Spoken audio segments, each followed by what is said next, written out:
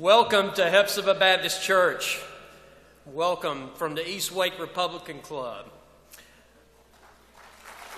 Thank you. I'd like to introduce our pastor here, Aaron Wallace, for a few words of welcome and for our evening prayer. If everyone could find a seat, please. On behalf of Hephzibah Baptist Church, we would like to welcome all of you to this debate. It's our honor to host, and we pray that everything you need that you'll find tonight. There are many people in this room that have these lanyards like I'm wearing. They're here tonight to serve you. They're here tonight to help you. So if there's anything that you need, please don't hesitate to ask, and we are grateful for your presence tonight, and we count it an honor for you to be here. So let's pray together as we begin this evening. Heavenly Father, Lord, tonight we pray that you would be glorified. Tonight we pray, Lord, as we search our hearts for the candidate that you would have serve this great country in the U.S. Senate, Father, that you would remind us of one thing this evening. Our salvation doesn't come from politics. It doesn't come from politicians. The hope and the help that we need can only come from the God who created us and loved us and died enough to send his son Jesus to save us from our sins. But Father, we know the importance of this role. We know the importance of these men and women who will take this stage, Lord, as they speak on behalf of the people of the United States, as they make decisions on behalf of the people of the United States. Lord, we pray that you would raise up a man or woman, Lord, who has a firm conviction about truth, about what's right or wrong. Lord, we pray that you would raise up, Lord, a candidate who wouldn't be afraid to do the right thing, Lord, that they wouldn't get lost in the voices that they hear except for your voice.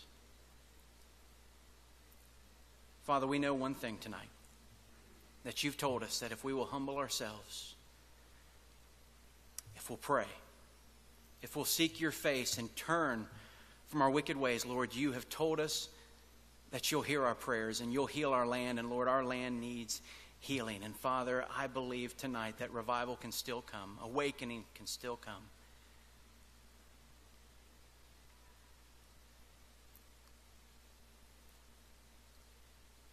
Father, give these men and women clarity tonight. Help them to speak the words that are truly on their heart. Lord, let them be transparent. Lord, let them be clear. Lord, let us see in a very clear way who they are and what they represent and what they stand for. And Father, I don't ask that the best man or woman win. I pray that the most humble, the most likely to serve with conviction, and who will do the right thing, Lord, I pray you would raise them up for such a time as this. And Lord, to you we give all glory and honor and praise tonight, thanking you for your son Jesus, this time we have together, this great country that you've given to us. And Lord, as we ask you to bless this great nation once again, Father, help us. Give us the courage and conviction to once again be a people who bless our God.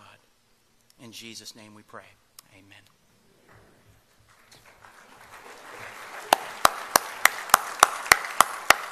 Thank you, Aaron. My name is David Cozart. I'm the vice chairman of the East Wake Republican Club. This time I'd like to call our Wake County Commissioners, our fine Republican Wake County Commissioners, to the stage to lead us in our pledge. I'm going to introduce them as they come up. Phil Matthews, Paul Coble, Rich Gianni, soon to be sworn in, and Joe Bryan.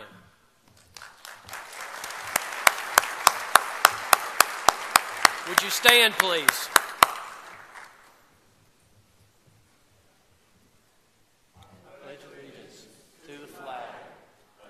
States of America, and to the republic for which it stands, one nation, under God, indivisible, with liberty and justice for all. This time, please remain standing. I'd like to introduce to you a member of our church here at Hephzibah. His name is Bob Craig, and he's a recording artist. He's going to lead us in our national anthem. Bob?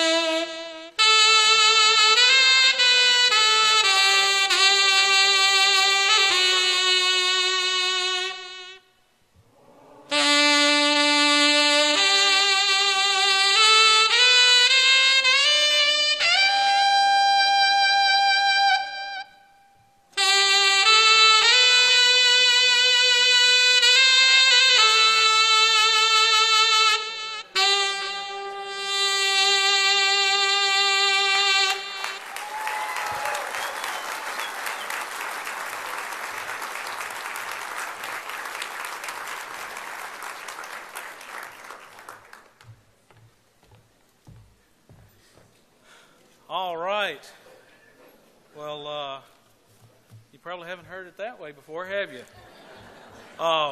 We'd like to thank you all for coming here tonight. This event has supplanted our normally monthly meeting of the East Wake Republican Club, and we'd just like to welcome you all to God's country. So, thank you for coming. Just so you know a little bit about the club, we meet the first Thursday of every month. There's a little table next to the doors as we will exit that has some information about our club and how you can join, how you can support great events like this. Our website is www.eastwakerepublicans.com, and we would love to have you join us. Just because you don't live here in Wendell or Knightdale or Zebulon or this corner doesn't mean you can't join and help us do more things like this tonight. I'd like to thank Hepzibah Baptist Church, Pastor Aaron, and the staff. They have done a wonderful job. Do you like the way they've set the stage up here tonight?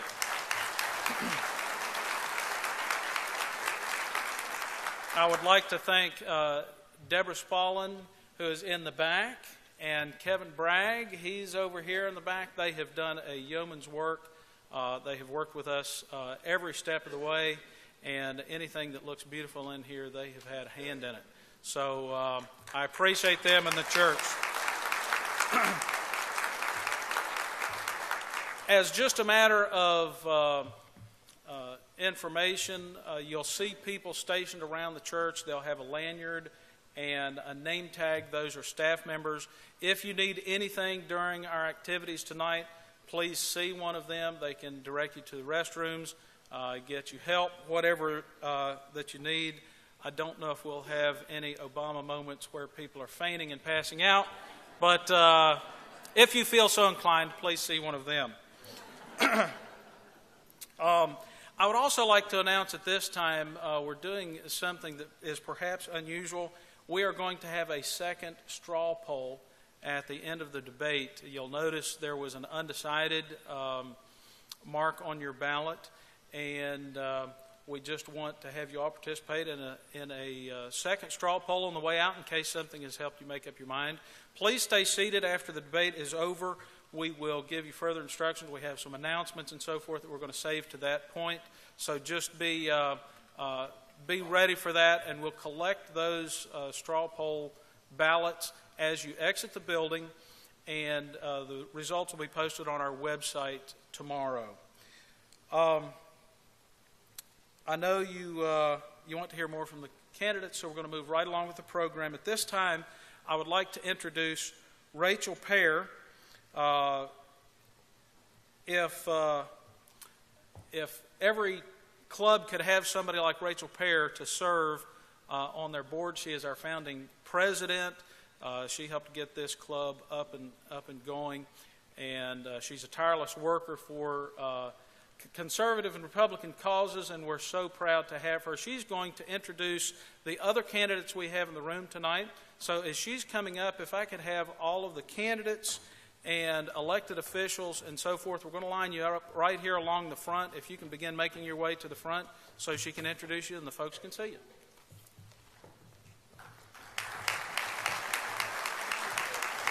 Thank you, Dwayne, for those kind remarks.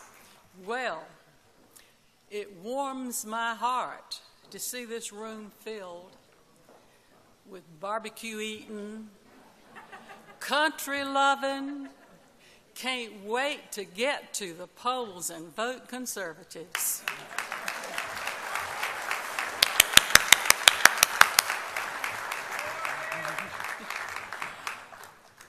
If this country is to be saved, it's you that's going to step up and do the job.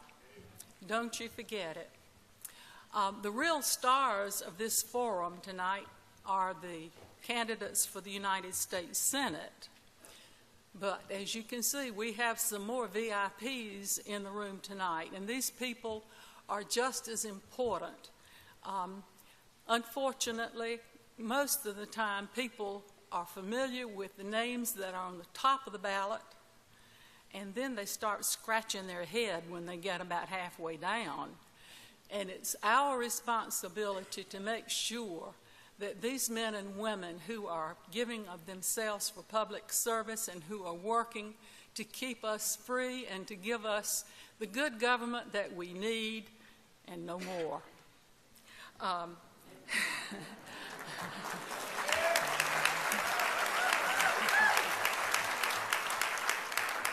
Obviously, everybody who is on the ballot could not come tonight.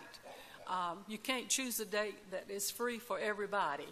But all of the candidates who appear on the ballot for the primary and in November were invited to come tonight. Now, if there is someone that you know and you're familiar with who's not here, it isn't because we didn't invite them. The East Wake Republican Club does not make any endorsements prior to the primary. So the people that you see here tonight were invited, and they came at our invitation, and we had hoped to have 100% participation, but we knew that we probably would not.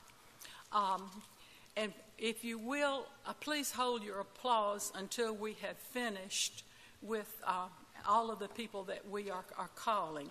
And I had originally thought that I would call you and you'd come up as I call your name. So when I call your name, would you please smile and wave?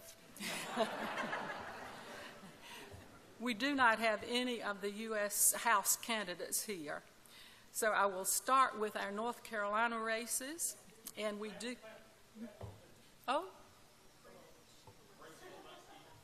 Oh, well, you did. Thank you for introducing yourself. Tell me again, and I'll say it real loud. Oh. Brent Shipaleski. Shipaleski. That's almost Perfect. like Duke basketball. Thank you so much. Thank you. And if I miss anybody, and I would have announced this at the end, please make yourself known to me, because it's impossible to catch everybody as they were coming through the doors. But the next person I'd like to introduce to you is from the 18th North Carolina Senate District, and that's our own Chad Barefoot.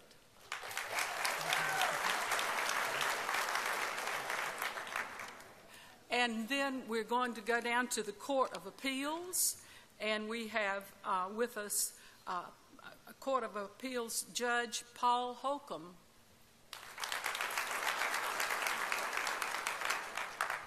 And then for the Superior Court Associate Justice, we have Judge Eric Levinson.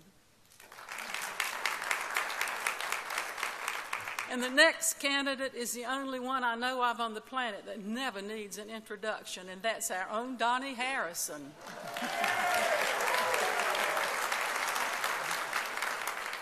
Then we have a brisk race for district attorney in Wake County, and we have with us first John Bryant, and then Jefferson Griffin, and Terry Swain. Then for Clerk of Superior Court, we have Barbara Moore and Joe Teague, Jr.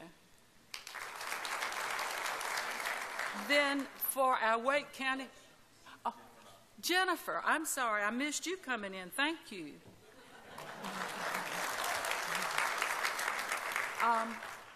Then the Wake County Board of Commissioners. We have all four of our Republicans.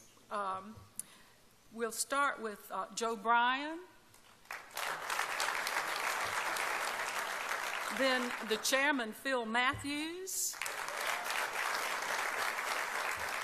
And soon to be sworn in, we have Rich Gianni and Paul Coble. Then district court judgeships, we have with us Charles Gilliam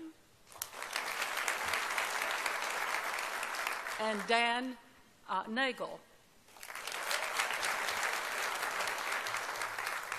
Then we have some more special guests. We have district chairman from the 2nd District, we have Joyce Cotton. From the 4th District, we have Matthew Arnold.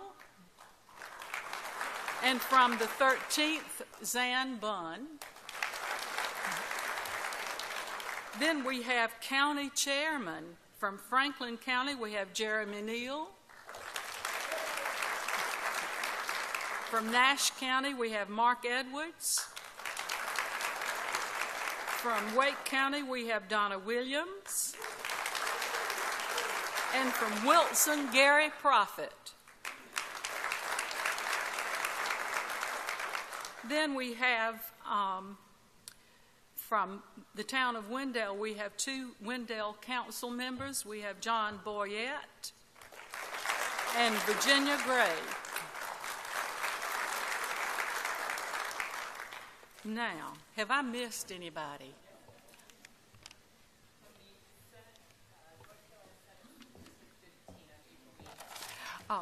The 15th North Carolina Senate District, April Major.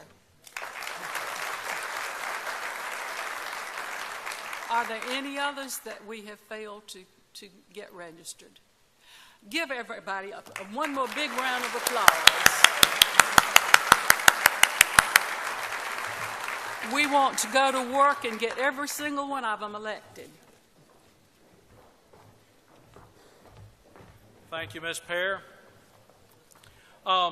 As they're going down, I'm going to introduce one of our other officers of the club. But if I could have all the officers and board members of the East Wake Republican Club, if you could just stand up where you are right now. Some of them are standing.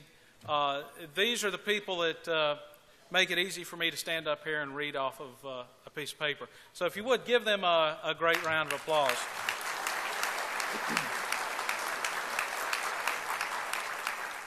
Next up, I'm going to ask Tilly Turlington to come to the stage. She's going to introduce a very good friend of this club, a good friend of North Carolina, and a good friend of ours.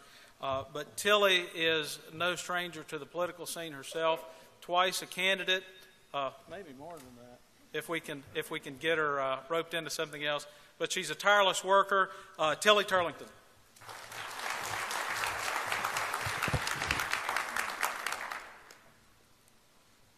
Thank you all very much. I could say a whole lot of things about this very special person because he's a personal friend. And he is the second lieutenant governor in over 100 years, Republican lieutenant governor in over 100 years to be elected. And as he used to say, I came with no name and no money. But hard work paid off. And it always does. He's a man of honesty, integrity, character. Dan oversees a number of boards. He's a chair of several. Is a busy man, a godly man, a wonderful family man.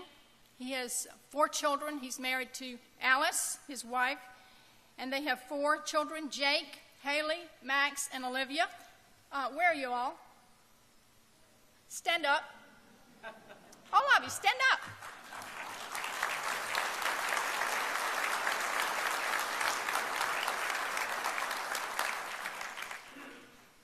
Thank you.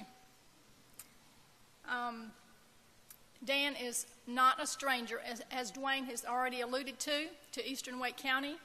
He is a friend and a personal friend of ours, a personal friend to my husband and me, and really believe that he was handpicked by God to be our lieutenant governor. And we can't wait to see what else God has in store for this great guy. Dan, come on up.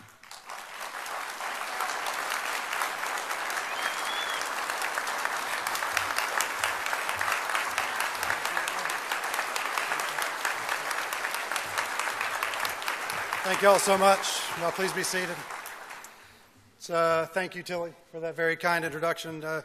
Tilly and her husband, Bob, are very dear friends and have been for a long time and do great work for the Republican Party. It's great to see everybody out tonight, and thank you for being here for this wonderful event. And I have to apologize to my family because, we bought tickets like you guys did. We said, we're just going to go to this. It's a great debate. It's going to be fun. We're just going to do this as a family. So we bought tickets, and I told them all, I said, just be casual because, nobody's going to know we're even there. We're just going to kind of blend in. So sorry. We don't just blend in anymore. But, I want to say one group that always gets left out at these events are the spouses of the people that are elected or those that are running. So if you are a spouse or a family member of one of the senators up here, that are the future possible senators, or one of the people that are running or elected official, if you'll just stand up, please. If you're related to one of these folks, stand up. Yeah.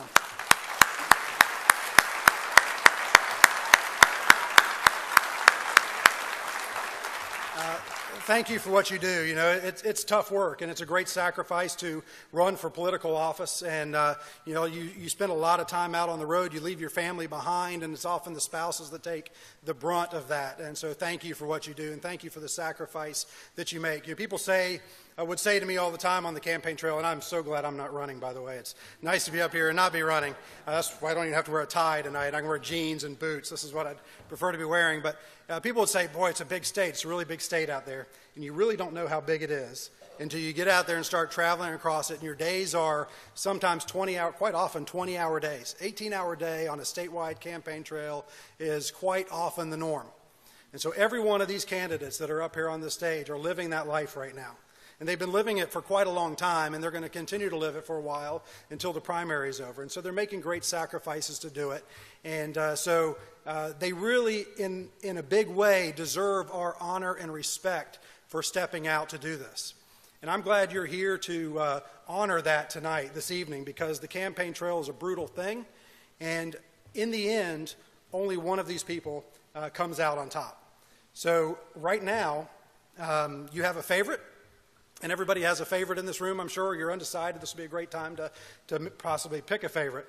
But if you're undecided, this is great. If you're not, and you have a favorite right now, come when the primary's over, and when somebody wins, I highly, highly, highly encourage us Republicans to get behind the winner of the primary and stand united.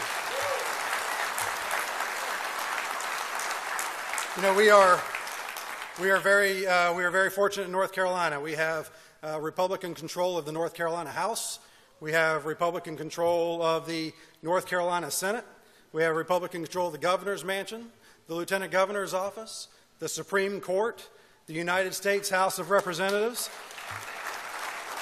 And in November, we're going to get control of the United States Senate in North Carolina.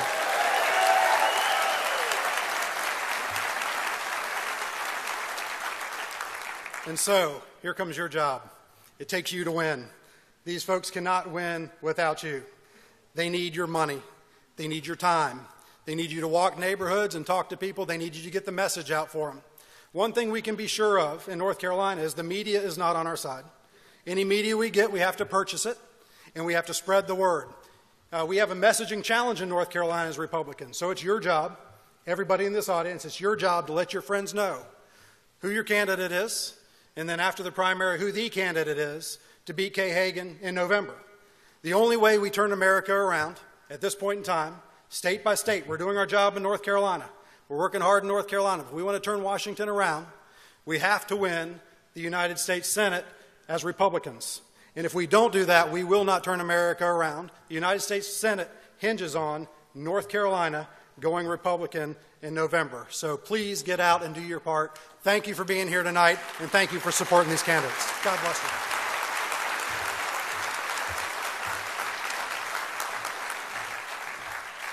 Thank you. We should all count our lucky stars that God brought Dan along, and we have been well served in the Lieutenant Governor's mansion with him, and just glad to have him there. We are actually situated right tonight about in the middle of the 13th Congressional District, and as a matter of fact, we've got people from as many as 8 counties who have come here to this event tonight. We thank you for coming. You've seen that we have several of the other county chairs with us tonight. Thank you for coming. And I have asked Zan Bunn, the chair of the 13th Congressional District for the Republican Party, to come and introduce our candidates in the debate for this evening. She's not a stranger to any of y'all. Please welcome Zan Bunn.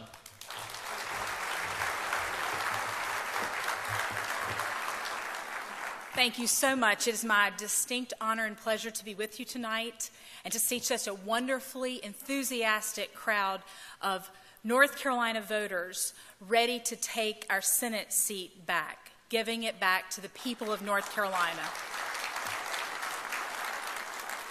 My brief commercial would allow inviting everyone who happens to be an alternate or a delegate or who would like to be a guest to attend the 13th District Convention to be held right here at Hepzibah Baptist Church on Saturday, April, don't wait till August, April 26th at 9 a.m. So join us again. The website where you can sign up online is ncgop13.com. And now, the event that you've been waiting for, and thank you again, everyone, for attending.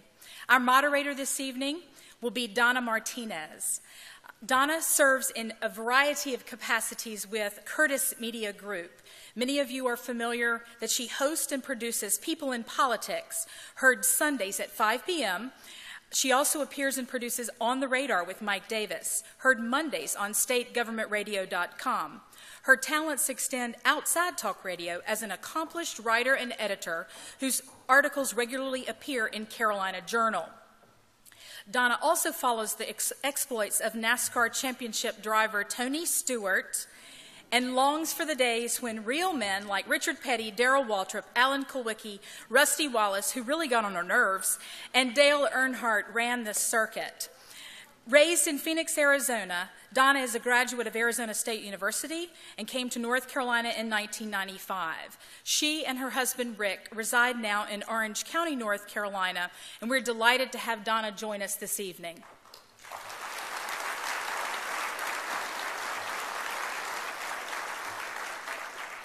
Ladies and gentlemen, your candidates in alphabetical order are Ted Alexander, whose website is tedforsenate.com.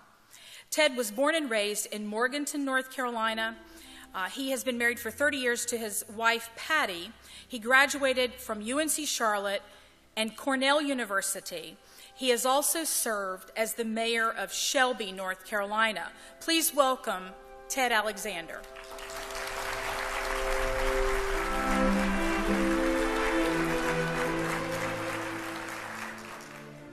Our next candidate is Alex Bradshaw. Alex's website is bradshaw4nc.com. That's Bradshaw, the number 4nc.com. Alex is a researcher and open source developer who lives between Hickory and Morganton. And those of you who know the West know that's in Catawba County. Alex is the son of a North Carolina native and a Japanese woman of Korean ancestry that he met while in the Navy. Alex graduated from Millsaps College in Jackson, Mississippi, and Alex returned to North Carolina in 1995. Please welcome Alex Bradshaw.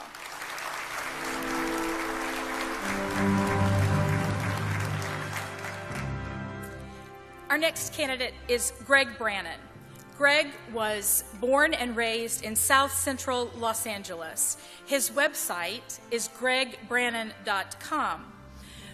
Greg received his degrees from the University of Southern California and the Chicago Medical School. Greg and his wife Jody have 7 children and live in Cary, North Carolina. Please welcome Greg Brannon.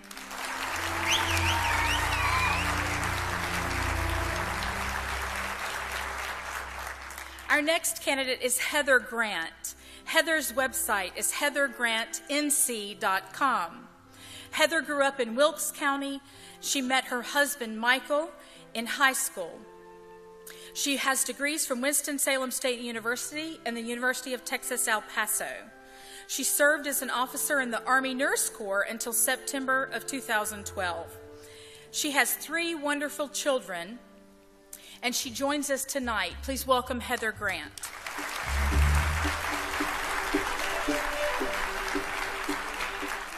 Our next candidate is Mark Harris. His website is markharrisforsenate.com. Mark is a native of Winston-Salem, North Carolina, and graduated from Appalachian State University, later graduated from Southeastern Baptist Theological Seminary with both a master's and a Doctor of Ministry degrees. Many of you know him as the senior pastor of the First Baptist Church in Charlotte, and in other capacities with his work in North Carolina. Harris is married to Beth, who joins us tonight, and they have 3 children. Welcome, Mark Harris.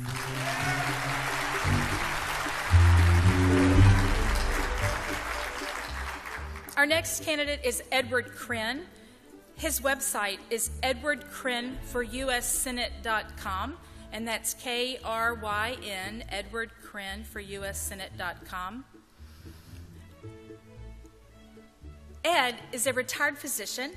He's actually a native of Canada and has, about 17 years ago, become a citizen of the United States.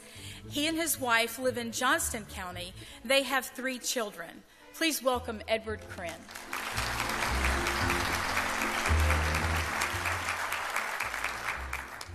Our next candidate is Jim Snyder. His website is jamessnyderjr.com.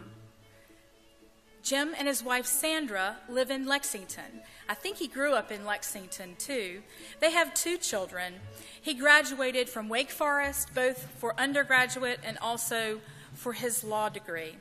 I think Jim also served in public office as a state representative in the 1970s. Please welcome James Snyder.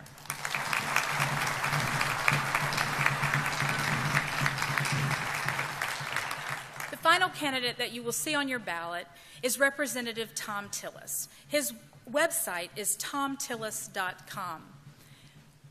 Ladies and gentlemen, we look forward to our forum and debate. Welcome.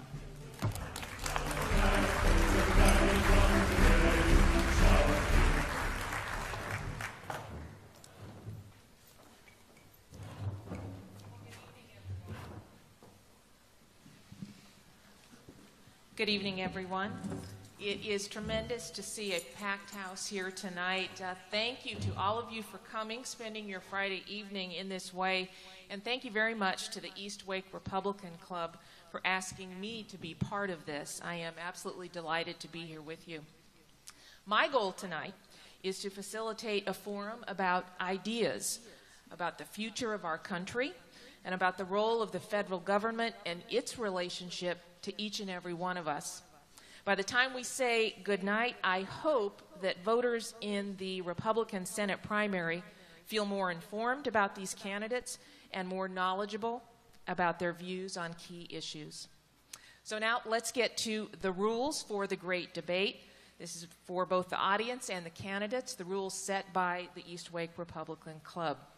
First of all, the East Wake Republican Club has provided this event for maximum information and exchange.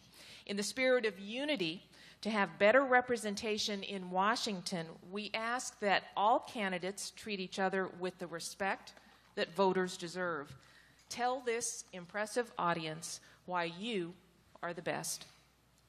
The audience is reminded we are in a church building, and a beautiful one, and all courtesies should be extended to one another and our candidates based on this chosen location. Clapping is encouraged, but it does take time away from your candidate's allotted time. Heckling is discouraged, and I have to tell you, I saw Sheriff Harrison. I saw that he was here, and the folks at the Republican Club tell me that he's on speed dial if anybody gets out of hand here tonight. So please, we ask that you do behave yourself. We know you will. Candidates have been introduced in alphabetical order. They will have a 1-minute opening statement. All candidates will answer all of the questions. The first question will be asked, starting with the first candidate, Mr. Alexander, in alphabetical order. The next question will then be asked first of the next person, and so on until our time elapses. Each candidate will then have a 2-minute closing statement. The time clock is displayed on the screen at the back of the hall, and when the time expires, a sound will signal that time has expired.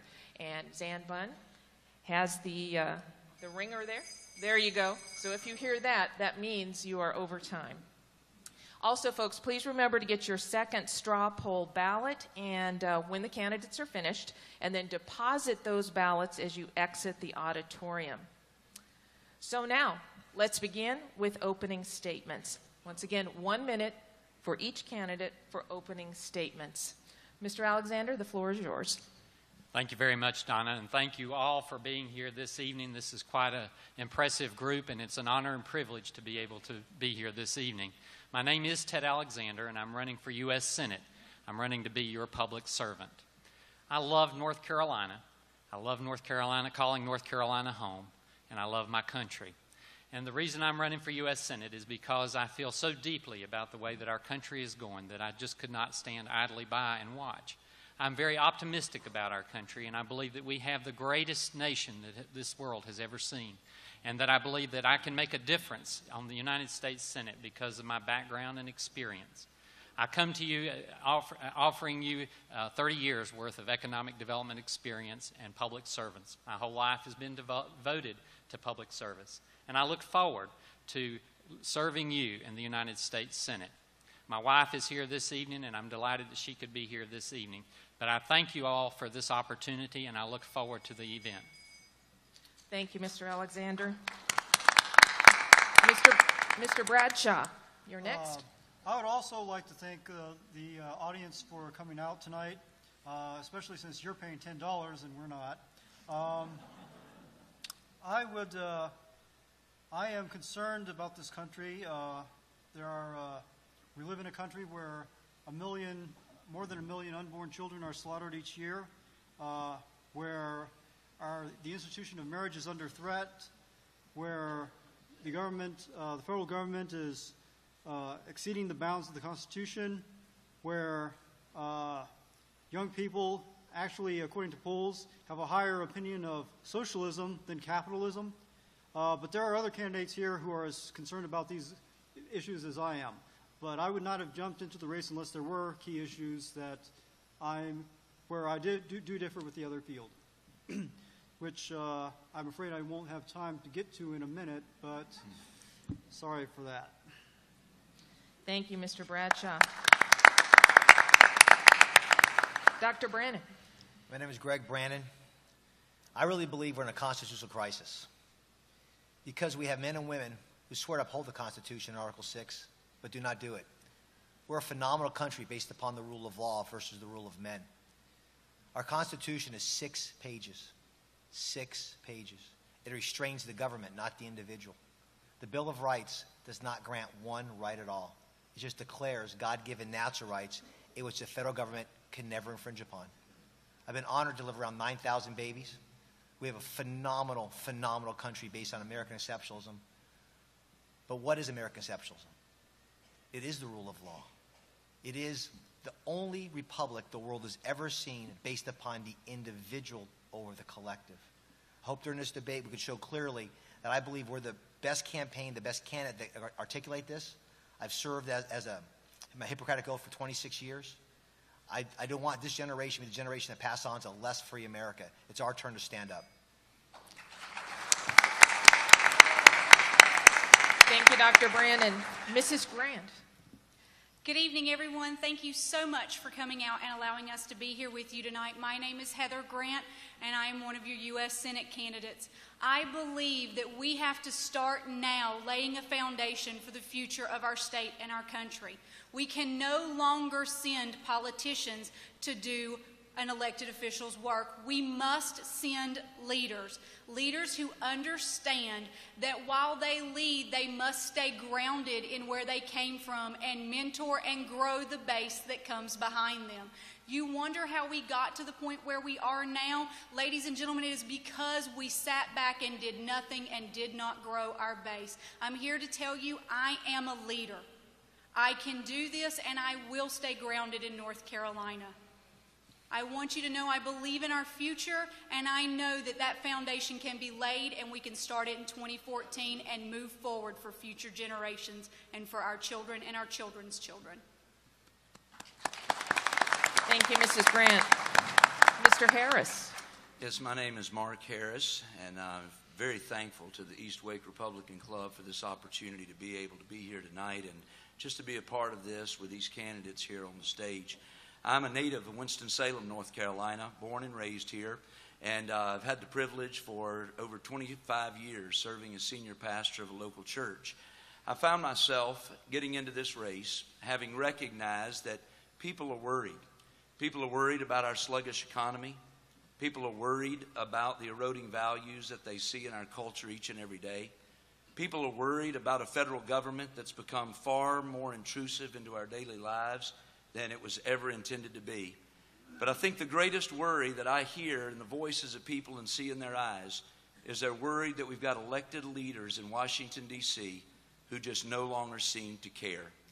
I'm in this race because I do care. I care about my family, your family, this state, and this nation, and it's time to take it back. God bless you. Thank you, Mr. Harris. Mr. Krent? I'm in this race because of the assaults on religious liberties in this country. I think freedom is synonymous with America around the world. And to see this freedom taken lightly by the politicians in Washington, I believe, is counterproductive to the future of this country, because the future of the country lies with the family. The family is the basic building block in society. And I believe that if the family is strong, both morally as well as financially, the country is stronger and will deliver a much more effective voice to others around the world. And I believe that we are that beacon of hope for individuals around the world. Mr. Krent, thank you. Mr. Snyder. Doctors, I was born as an 11-pound baby in Davidson County. My mother was from Wake County, and I enjoyed plowing the tobacco fields here. I moved on to Carolina as a Morehead Scholar to play for Dean Smith and broke my nose, so I moved on to Wake Forest to play for Bones McKinney. And I broke my nose, sticking it where it had no business being. I was then schooled by Jesse Helms and campaigned with him, and he endorsed my book with Sim DeLapp, my father, who was in the legislature. My fellow Republicans and conservatives, I'll tell you this. There are three purposes for the federal government: to protect our borders, to provide for our sovereignty, and to act only and only when local and state governments cannot act. I'll promise you this. If you elect Jim Snyder as your next U.S. Senator, we will change this country. You and I can change this country together. Thank you. Mr. Snyder, thank you. That concludes our opening statements. We're now going to move on to the questioning. The first question goes to Mr. Alexander. Obamacare, full repeal, defund, or fix in place? I believe Obamacare is one of the worst things that has ever occurred in our country. I believe that this terrible piece of legislation, bill, which has basically hurt people, killing jobs, and throwing many people under the bus, must be repealed, period. I do believe that there are people who have gotten into the system now. We're going to have to somehow make sure that they're taken care of so that they're not left behind. But this piece of legislation must be stopped. This law must be stopped, and we must just not have this anymore. One of the things that we can do is to have more free market process involved with the health care system. The federal government does not need to be involved with that aspect of it. Thank you, Mr. Alexander. Mr. Bradshaw, Obamacare, full repeal, defund, or fix in place? I would say that Republicans should stop being so obsessed with repealing it and instead concentrate on what our alternative is going to be, because we've been trying to beat something with nothing, and that hasn't worked out too well. We need to concentrate on coming up with what our plan is, and so that people will have a chance to compare it, because if they don't have a chance to compare it, they say, well, if you repeal Obamacare, pre-existing conditions won't be covered anymore, and so forth. Like Mr. Alexander, I do believe that we need to think about how the free market can work in the healthcare system and how it can't. Now, of course, we have 3 candidates here who are involved in the healthcare field, who might have more experience than we do. But I do think that, when you go to the restaurant, you order the food and you know what the price is in advance. You don't eat. Okay. Time's up. Thank you, Mr. Bradshaw. Dr. Brannon, Obamacare, full repeal, defund, or fix in place? Affordable Care Act does not give any care at all. It's not affordable. But this is a clear distinction. I wrote a paper on this in November of 14. Defund it. Article 1, Section 7, Clause 1. It's constitutional. Number 2, repeal it. The Commerce Clause done correctly, there are about 267 health insurance companies in America. What if all 267 in North Carolina competing for our dollar? Prices go down, quality goes up. This is where Mr. Tillis and I are a clear distinction. He was the one that said Obamacare is a good idea, we just can't afford it. In Article 1, Section 8, there is no health care. We believe health care is so important, we must keep the government out of it. This is where the legitimate role of government must be asked.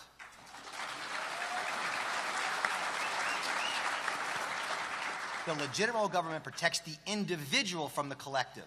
Obamacare destroys the individual, and thus the collective dehumanizes. The answer is it's not American.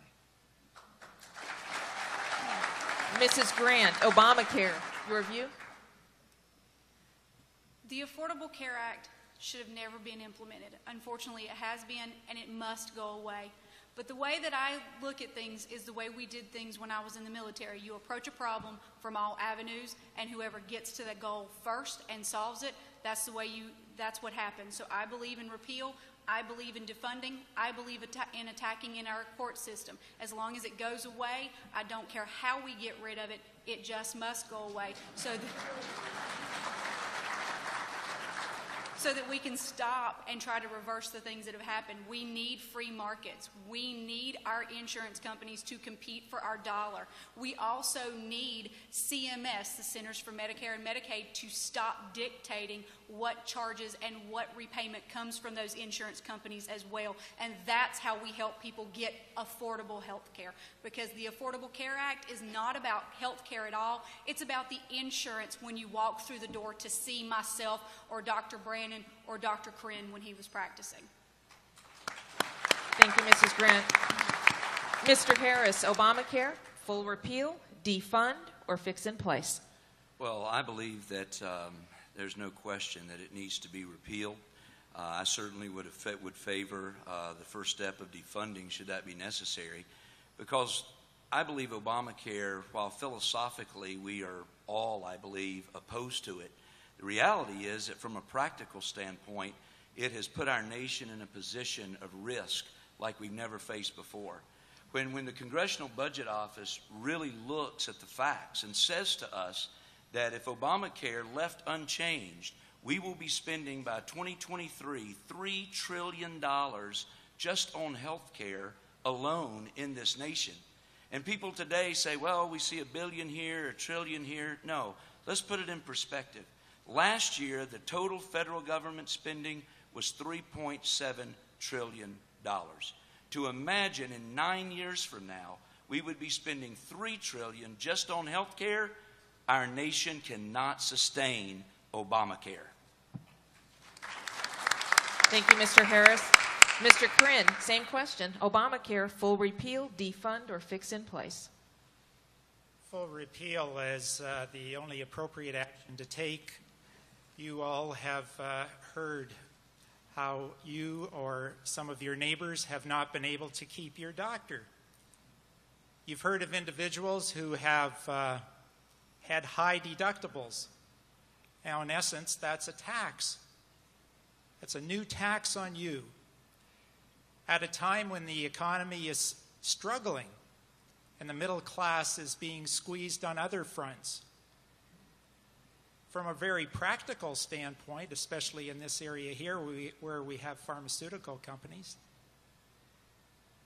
I suspect that they're going to be impacted in a negative fashion as well. And I speak here from experience, from having lived in Canada, where national health care came, and with it was a disappearance of jobs in the pharmaceutical industry because the initiative to do research was gone. Thank you, Mr. Krinn. Mr. Snyder, your view, Obamacare. Those are wonderful answers, and I'll not try to add to them. We have two excellent physicians here who know far more about this than I, and I would say this. What we need to do is to take the lawyers, and I'm one, out of the scene and bring the doctors back into the scene and learn from them.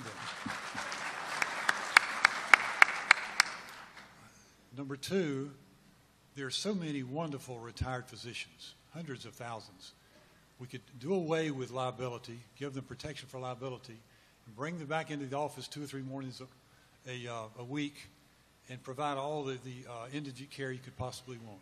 Let's get our doctors back to work. Candidates, thank you for your answers to question number 1. The second question this evening will go first to Mr. Bradshaw. Mr. Bradshaw, as the winner of the primary and the party's standard bearer, what is your 30-second commercial to the voters of North Carolina as to why they should send you to Washington and send Kay Hagan home? Well, Kay Hagan doesn't represent, she believes that she represents basically bigots, for one thing. She should respect the values of North Carolinians and not think of her own constituents as bigots. She should not be supporting Obama with Obamacare. And I would say that she is part of the problem in Washington. I plan to be a collaborator in Washington. I will fight for my principles, but I will also be able to work to get things done. Now, that is not necessary. Now, some people want a fighter who will fight everything. That is not me. I will fight for my principles, but I will try to get things done in Washington. Thank you, Mr. Bradshaw. Dr. Brannon, your 30-second commercial. Again, as I said before, we're in a constitutional crisis. We now have the rule of men supplant the rule of law. The federal government is chained, according to Jefferson, chained to the Constitution. But we, the people, the true keepers of the Constitution. I blame Greg Brannon in this position. But Ms. Hagan, I read Dodd-Frank. I read Obamacare. So I'm prepared like I did as a surgeon. I'm prepared for this time.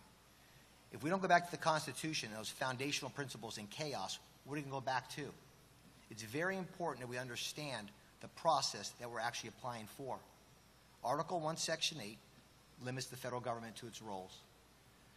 9th and 10th Amendment protect the sovereign state. Federalism is phenomenal, but it's only there if we have active participants who are servants to the Constitution.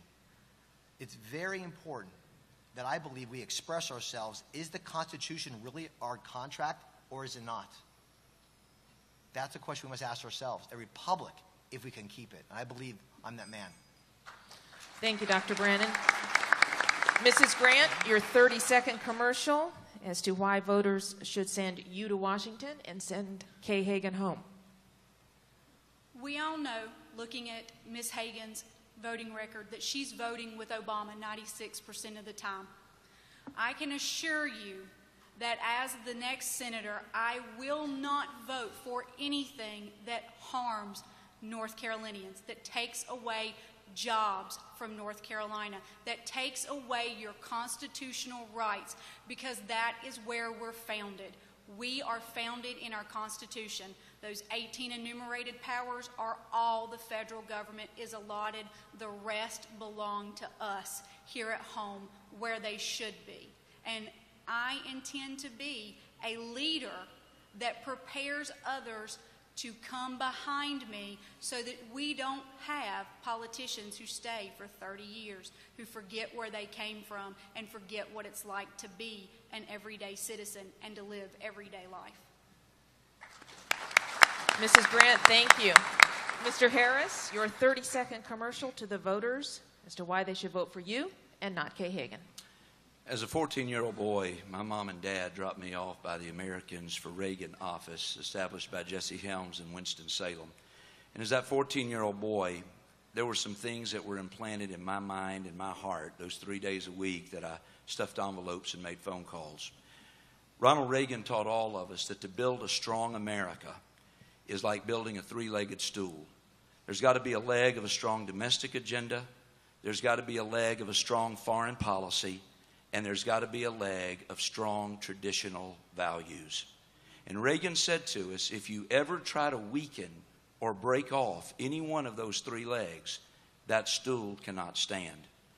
If I have the privilege of being the Republican standard bearer to take on Kay Hagan, I will spend my 30 seconds making clear that the vision that we have for America is that three-legged stool versus a record that Kay Hagan cannot avoid.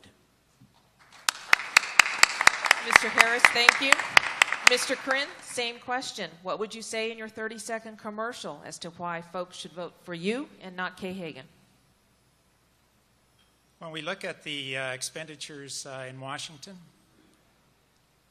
the largest portion of those expenditures are in health and human services, as well as in social services, dealing with retirement and with disability. Having practiced as a physician that saw all ages from newborn onward, and having had a very wide spectrum of care that I had the privilege to look after individuals who had basic needs such as a colonoscopy, a stress test, allergy testing, office surgery. I have a wide base of experience in dealing with those expenditures, and I feel that one of the reasons why a lot of loss of action in Washington is simply because we don't have individuals who have this background. That of is experience. time. Thank you, Mr. Krin. Mr. Snyder, your commercial to the voters of North Carolina. Why you and not Kay Hagan?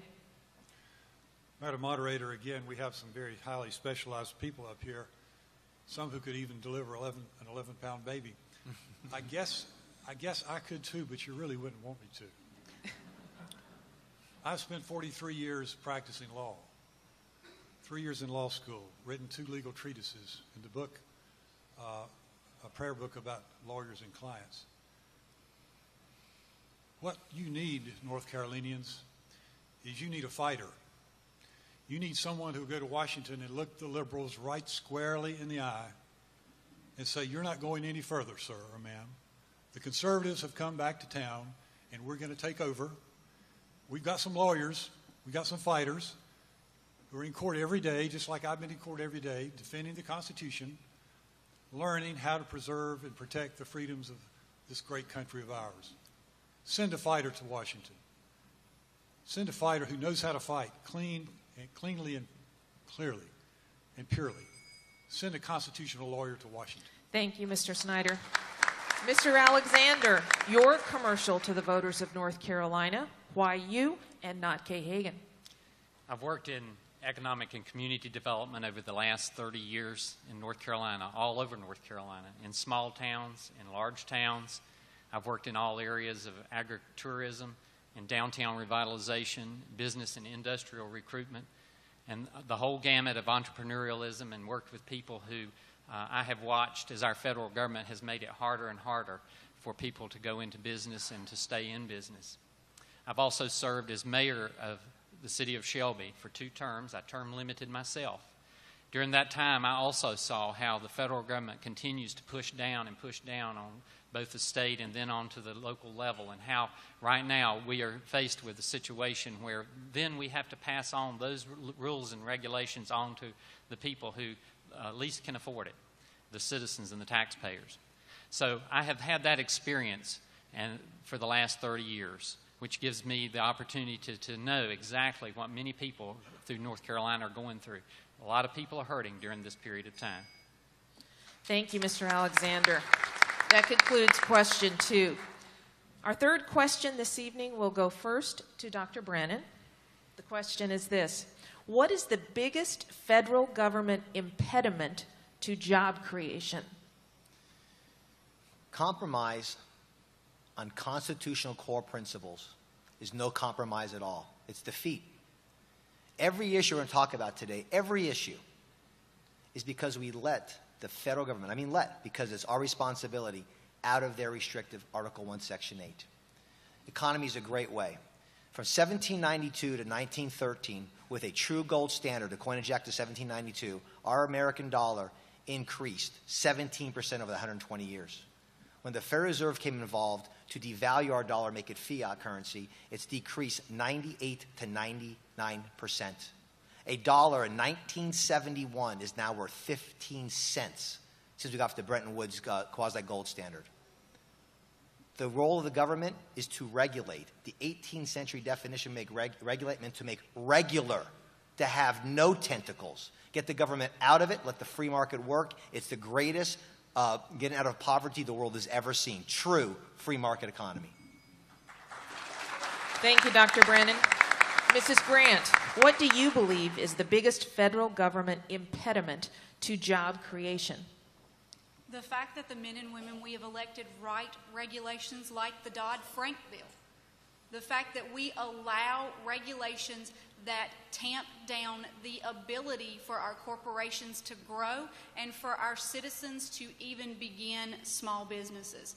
We have to stop allowing our federal government to regulate us out of the ability to live and have good economic growth. Thank you, Mrs. Grant. Mr. Harris, the biggest federal government impediment to creating jobs. Well, I think the biggest impediment that we see could really be, as I talk to small business owners, the two key things would be our tax system, which continues to tax small businesses, and without question, has already been stated, the regulations that we are facing today. That's what I learned when I talked to Dennis Carpenter, who owns a Ford restoration parts place in Concord. It's what I hear from Bob Moss, who owns Moss Supply in Charlotte. It's what I hear from Steve Shelton, who owns Fence Builders in Winston-Salem, because I hear all the same thing. In fact, Bob Moss told me he remembers the day that at Moss Supply, when OSHA first came into their plant, they had about 3/4 of a page of regulations that they needed to do. And he said, quite frankly, they were probably pretty good safety features. Today, that same document is 86 pages long. We must get the regulations off the backs of our small businesses in this country. Thank you, Mr. Harris. Mr. Corinne, the biggest federal government impediment to job creation is what? Certainly the taxes that the average individual is facing is a disincentive, because after all, our economy grows on the basis of an enthusiastic consumer group. And how can we be enthusiastic when the wages are less than enthusiastic? So I think it's important to look at who's being favored in the whole process. And I believe that the corporate entities are certainly favored. Certainly when we look at the last financial downturn, who was favored? The person who had a mortgage to pay or the financial institutions? I believe that government needs to be more concerned with the average taxpayer. Thank you, Mr. Corinne. Mr. Snyder, the biggest federal government impediment to creating jobs is what, in your view? The federal government.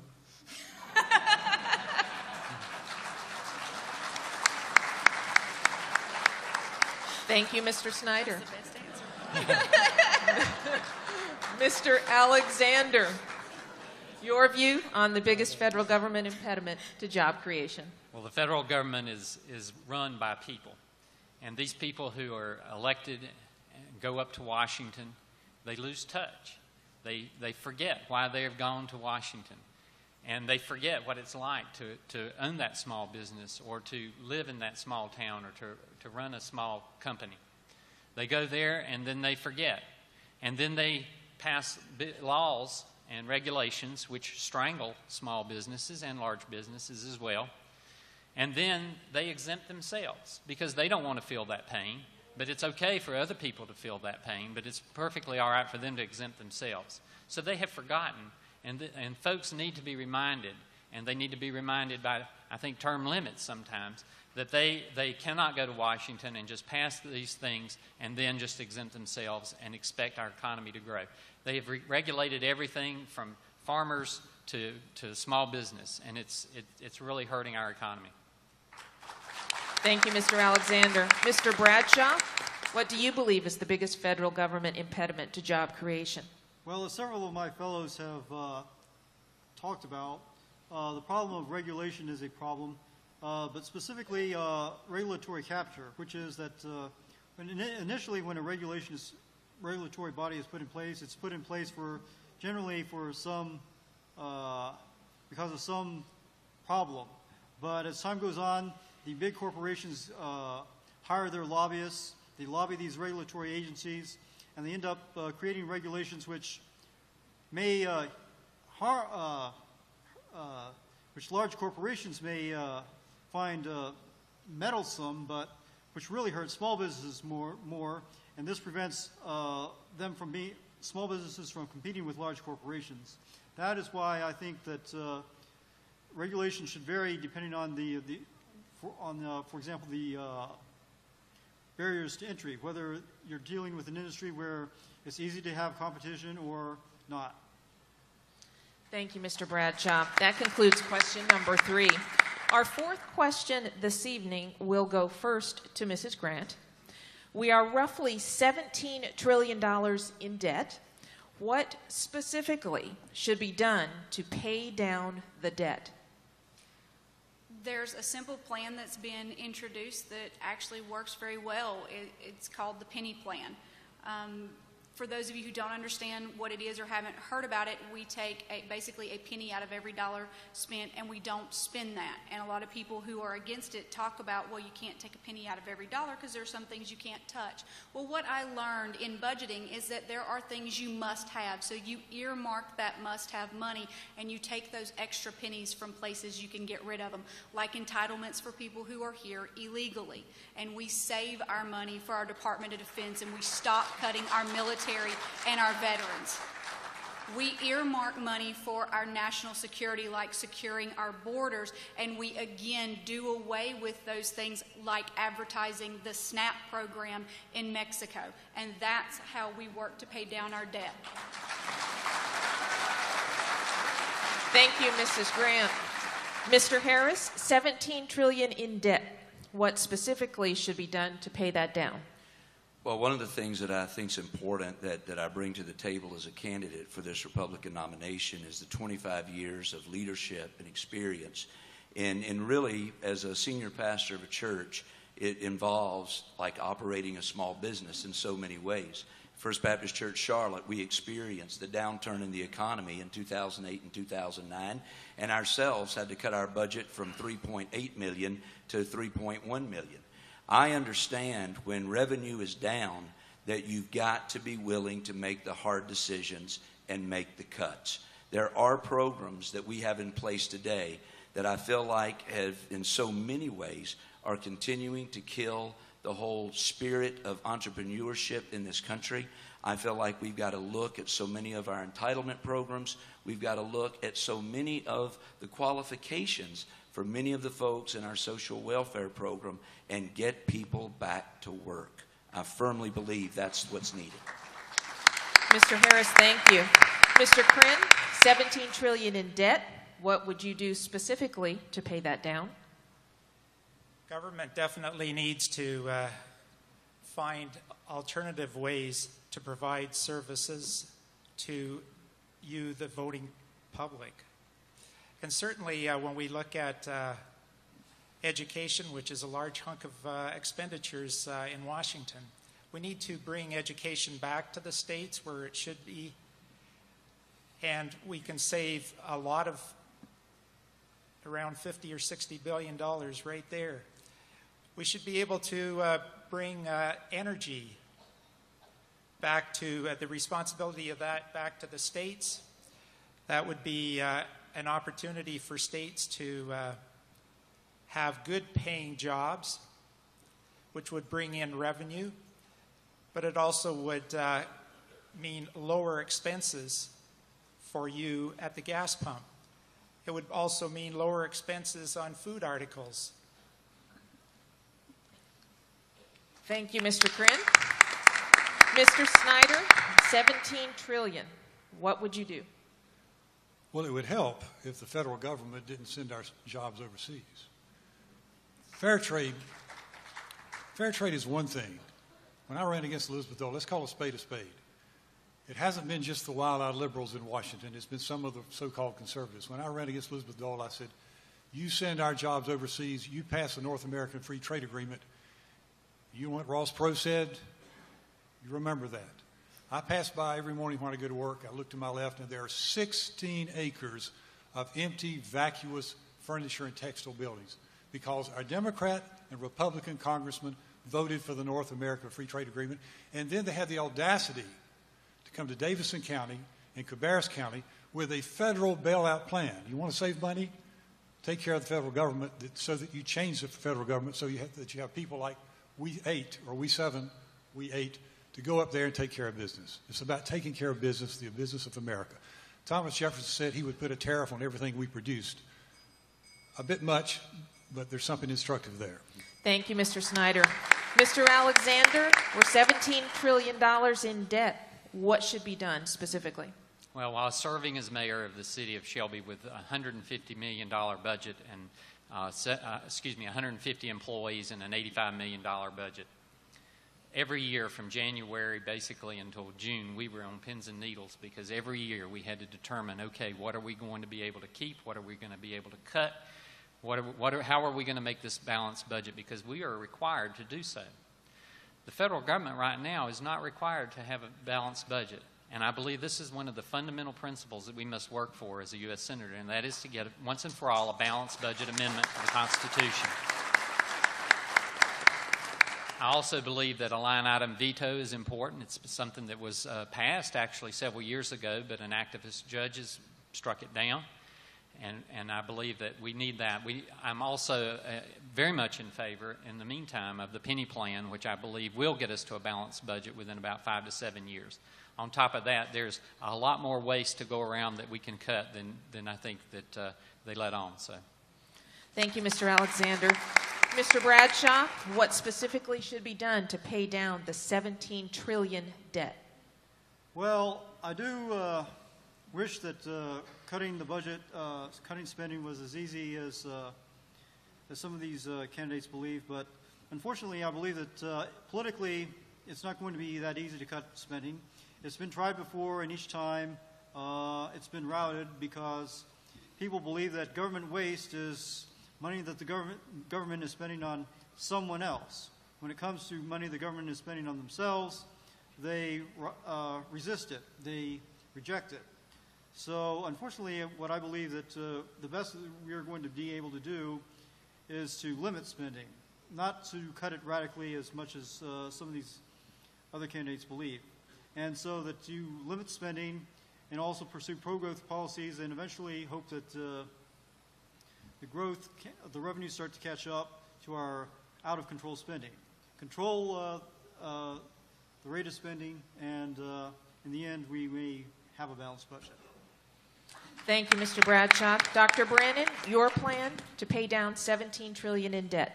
When you look at unfunded liabilities, the numbers are between $110 and $220 trillion of unfunded liabilities. It's not just 17. I know I sound like a broken record, but Article 1, Section 8 limits the federal government. Article 1, Section 8, Clause 1 tells them how to raise monies to do that. Ronald Reagan wanted to know where does our income tax dollars go to pay for the federal government. It's called the Grace Report.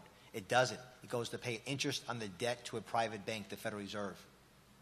See, the role of government is to protect the individual's inalienable rights, and property is your inalienable right. So I believe we can get back. Again, Louis Lerman has a phenomenal book on converting to the gold standard over 4 years. Club for Growth has a great book called The 21st Century Gold Standard.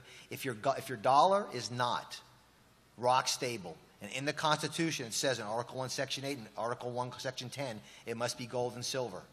If we get back to that and make our dollar as good as gold, these things can't be paid off over time. We grew at an average of 4% per year GDP in the 19th century. Dr. Brannon, thank you. That concludes that question. Our next question will go first to Mr. Harris. How relevant is Ronald Reagan's Peace Through Strength doctrine in 2014? Well, I think it's absolutely relevant, and because I believe at the heart of any strong foreign policy, as you remember I mentioned earlier, that three-legged stool, if you're going to have a strong foreign policy, it will mean that you must have a strong military and a strong national defense. I believe that we must take care of our men and women in uniform that are defending us overseas, who are protecting us here at home, and I believe it's critical. I mean, every one of us in this room have heard that phrase, peace through strength. And we know that when our national defense is strong, we have negotiating power at the table. And yet, how many of you have heard the statement in recent years, leading from behind? What has that gotten us? I'll tell you what it's gotten us. It's gotten us the Secretary of Defense a month ago going to Capitol Hill asking to cut our defense budget to bring us an army the size of which we haven't seen since 1940. It's gotten us Vladimir Putin, a country called Russia, and a little sovereign country named the Ukraine facing a crisis while we simply wring our hands and scratch our heads and say there's nothing we can do. Mr. Harris, thank you. Mr. Krinn, Peace Through Strength, relevant in 2014? With the plan that's presently in Washington to downsize their military, certainly it isn't. And when so many people around the world look to America as that beacon of hope in all areas, certainly one of those is in the field of our military strength, because the world is always going to be divided. And individuals in Europe remember when America came and helped during the world wars too. And certainly from the standpoint of other wars that this country was involved in, people relied on that. And I think that we have to have a strong military to meet our obligations to NATO. Thank you, Mr. Krinn. Mr. Snyder, Peace Through Strength doctrine, how relevant in 2014? Relevant. Patrick Henry said, if peace be so dear and liberty so sweet as to be purchased at the price of chains and slavery, forbid it not, Almighty God. I know what others shall do, but as for me, give me liberty or give me death. If we wish to be free, if we mean to preserve inviolate those inestimable privileges for which we've so long contended, we must fight. I repeat it, sir, we must fight. Appeal to God and appeal to arms and the God of hosts for all of our troubles and all of our difficulties around the world. My prayer, not his. America must maintain the power of the next 7 leading military powers in the world. We're going the other way, folks. We need to send someone to Washington who understands Patrick Henry. Thank you, Mr. Snyder. Mr. Alexander, Ronald Reagan's doctrine, relevant in 2014?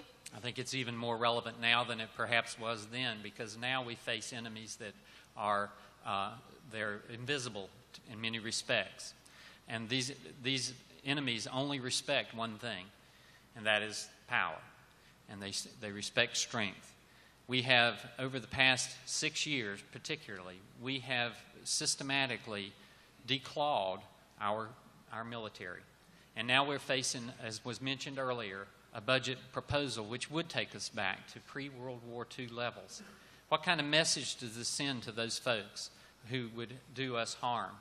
It sends the wrong kind of message. It tells us that we are unwilling to stand for those principles which we have over time. We have fought wars and we have lost many, many people to protect those liberties. And now we're saying that because we want to save money in that respect, that we're not going to do that anymore.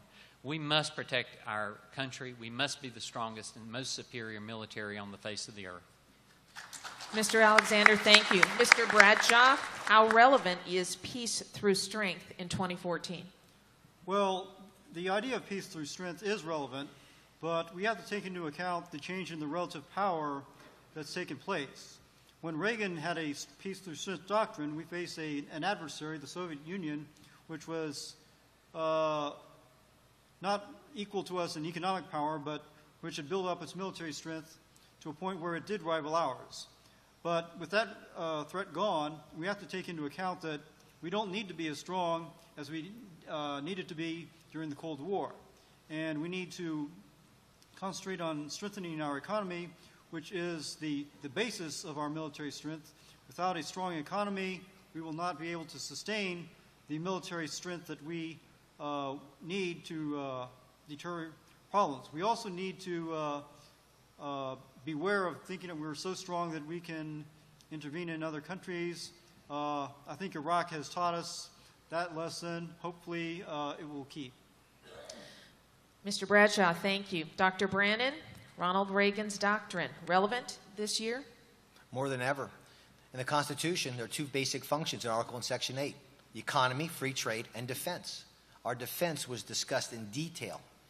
We have a meek military. That's strength under control. The baddest guy in this room will never know who he is. He won't puff his chest out. But if something happens, he's there. That's America. Now, what we have to understand is we have to take care of our brave people. There are over 900,000 waiting for VA services over a year. Over a year. And we're quoting Ronald Reagan here. You know, most of our heroes. Mike Lee's father was actually Solicitor General, means head lawyer for Ronald Reagan. Mike Lee said, we got to stop talking about Ronald Reagan and act like him. And he endorsed my campaign. Thank you, Dr. Brannon. Mrs. Grant, how relevant is peace through strength in 2014? It's very relevant. What we see today is not us facing an enemy like Russia, but us facing multiple enemies. And we don't always know who these enemies are or where they're going to strike. And if we take our military back to pre-World War II, we lose the ability to fight them where they are. And I think that's one of the things that our Congress, our president, our head of the DOD does not understand. We do not want them to bring the war to us on our ground. And for those of you who have served, who have been in combat, who know people who have been in combat, you do not, we as a country are not prepared for them to bring it to us. And the only way we stop that is to be strong enough to take it to them when we have to. Mrs. Grant, thank you. Next question will go first to Mr. Corinne. Here in North Carolina, the legislature and the governor have implemented tax reform, and they've begun to get the state's fiscal house in order. For example, no tax increase and no new debt in the 2013-14 general fund budget. Many North Carolinians hope for similar reforms from the federal government. All sorts of things have been discussed and debated: sequestration, fair tax, flat tax, no tax, the penny plan that we've heard mentioned here this evening, zero-based budgeting. The question is this: what is your plan to give hope to the average North Carolina taxpayer that federal fiscal reforms are really on the way?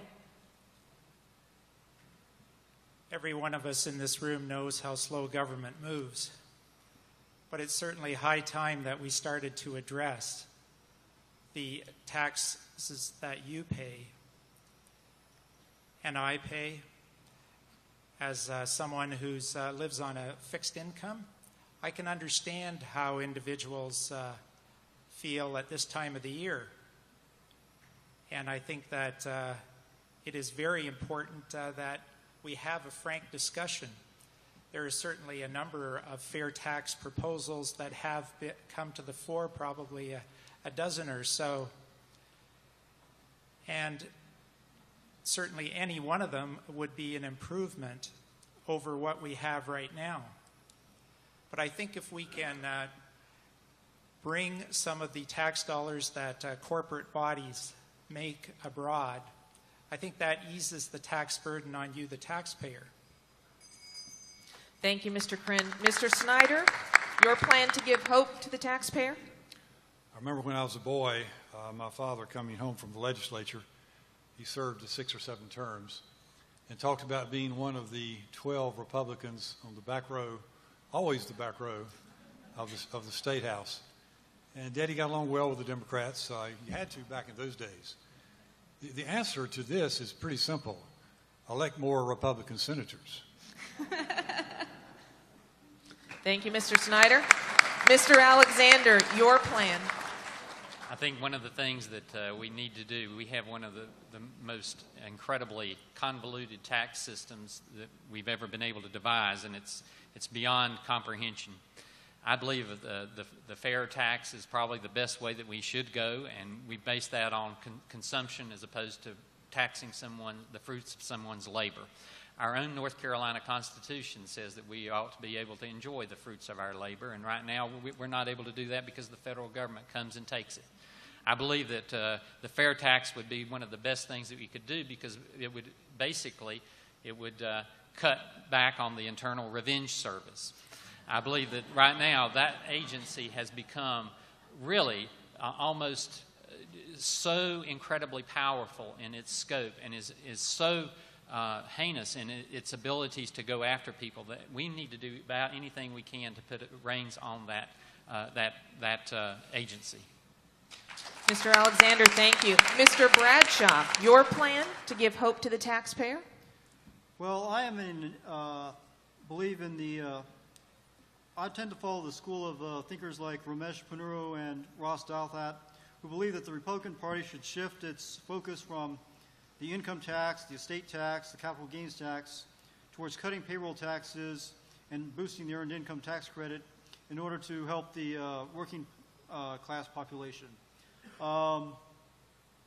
They believe that instead of Ronald Reagan in his 1986 tax reform cut millions of people off the income tax rolls, created the earned income tax credit, and rather than taking credit for this great achievement, Mitt Romney made his famous statement about the 47% and blew it.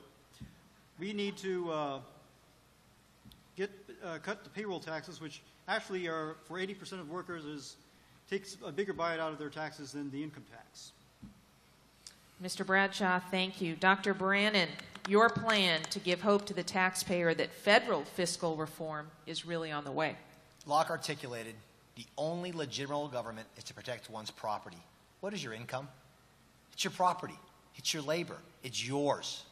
The Constitution in Article 1, Section 8 gives the federal government enough money, 60% of their take right now, to run the government if they were chained to their functions. This is our property. This is crucial to understand that. We cannot allow these people to say and manipulate by changing the rules as they go along. First thing is you audit the Fed, eliminate the Fed. Next thing, you eliminate the next thing, you limit the IRS. 3.2 million words. There are 3 crimes in the Constitution: piracy, counterfeit, and treason, and the Fed does all 3.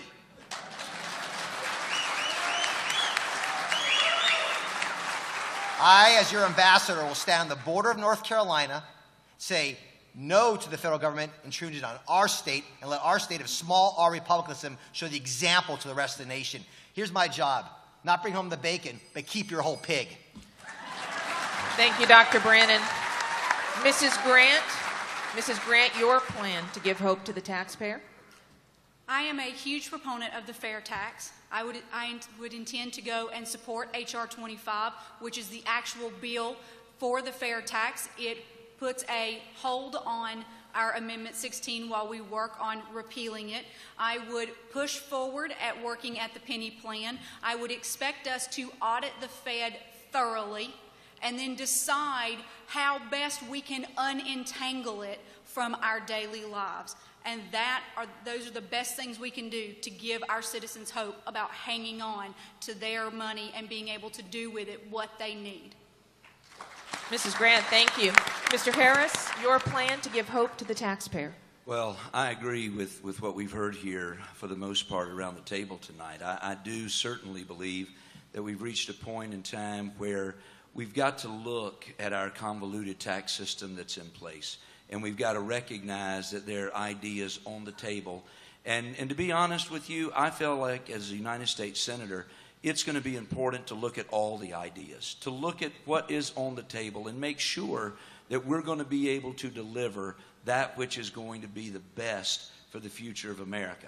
I do tend at this point to lean toward the fair tax, but understanding, as Heather pointed out, that's going to require the repeal of the 16th Amendment at some point, because the last thing you want to do is initiate another consumption tax that would, out of control, continue to see taxes go higher and higher. So I think we've got to have a thoughtful approach. I think it needs to be one that looks at all the ideas on the table, but ultimately replaces what we currently have. Thank you, Mr. Harris. Our next question will go first to Mr. Snyder. The U.S. and North Carolina are rich in natural resources, yet the Keystone Pipeline hasn't been built. There is a moratorium in place on offshore drilling and exploration, and progress has only recently begun in our state on the gas extraction method known as fracking. What is your plan for maximizing energy resources? And if you believe that any or all of these vehicles I've mentioned should be pursued, what argument will you make to North Carolinians to refute the powerful environmental lobbies? It's been said that conservatives are not for conservation. We are for conservation. We're for ducks and the turkeys and the air, the clean air. But that's not the issue. The issue is the intransigence of some people not to understand that Anwar, that's been fought over for months now, years, is 2,000 acres out of a 20 million acre piece of property.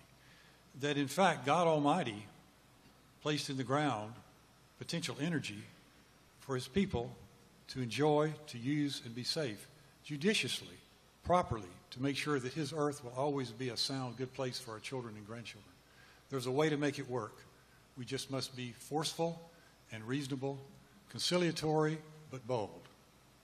Thank you, Mr. Snyder. Mr. Alexander, your plan for maximizing energy resources and arguing against the environmental lobby, if that is your choice. Well, I think we all would agree that we all want to protect our environment. We all want to make sure that we have clean water and air. I think we all want to make sure that we conserve those resources that we have. I think that the Republican Party basically started the modern-day conservation movement years ago. However, I believe that we also are standing on the brink of energy independence. We have an abundance of oil. We have abundance of coal. We have abundance of natural gas, the likes of which, if we were to take advantage of it, we would not have to worry so much about other countries and being dependent upon them. We would not have to be so. Our economy would boom. And we have to look at that in terms of being able to drill, to be able to explore, and to be able to offshore and other areas. We have to look at all of that, and we need to do it. This is literally the oil that runs our economy, the gasoline that powers our economy, and we must look into that. Those people who basically say that, okay.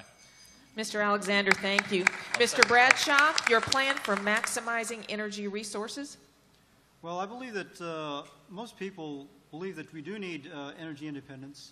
So when we see that that is the goal, we have to develop our resources. I do believe that we do need to assure people that there will be safety taken with offshore drilling, for example. Fracking, again, some people are concerned about the environmental impact, especially with this recent coal ash problem with the Duke Energy. I believe that if we show that we do, in fact, are serious about punishing malefactors like Duke Energy, that it will go a long way towards convincing people that we can develop our resources in a manner that will preserve the environment for the future. Thank you, Mr. Bradshaw. Dr. Brannon, your plan for maximizing energy resources? The best thing for energy private property, the economy. It's called private property. The person who owns a property will keep it clean.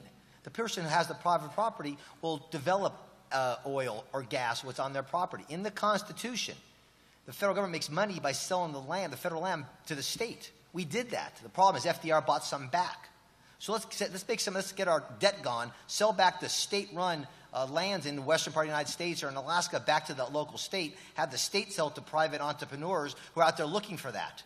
Oil, gas, natural gas, coal.